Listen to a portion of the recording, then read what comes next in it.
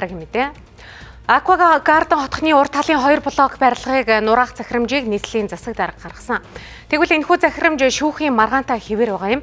За гэхдээ засаг даргын захирамж хүчин төгөлдөр хэвээр байгаа учраас тухайн барилга ашиглалтанд орсон ч үл хөдлөхөөрөнгийн гэрчилгээ гарахгүй гэдгийг хотын дарга онцоллоо. Мөн шүүхийн маргаантай байгаа дээрх байгууллага ямар учраас баригдаад байна вэ гэдэгт эрчим хүчний нийлүүлэх эрх нь хотод бус салбар яамны эрх мэдлийн асуудал хэмээн тайлбар өгч байна. Нэгдүгээр нийслэлийн засаг даргын уг тэр урт талын 2 блокийг буулгах захирамж хэвээр хүчинтэй байгаа.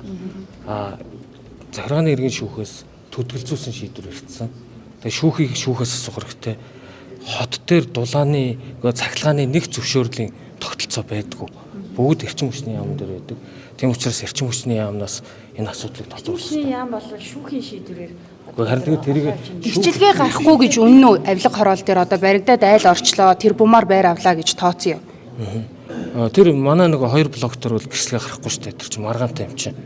Тэр хойдлын блокийг бол бид нар мэдэхгүй шүү дээ. Сайд болсноос хойш Улаанбаатар цахилгаан түгээх сүлжээ хувьцаат компани Улаанбаатар дулааны түгээх компаниуд дээр бол энэ аквагарден хороолтой холбоотой маргаанууд шүүмжлэх гарч байна. Урд нь гаргасан шийдвэрээ хууль номд нийцүүлж хэрэгжүүлээрэй. Аквагарден хороолын тодорхой хэсгийг нь бол нийслэлийн засаг даргын захирамж гараад нураах шийдвэр гаргасан байна.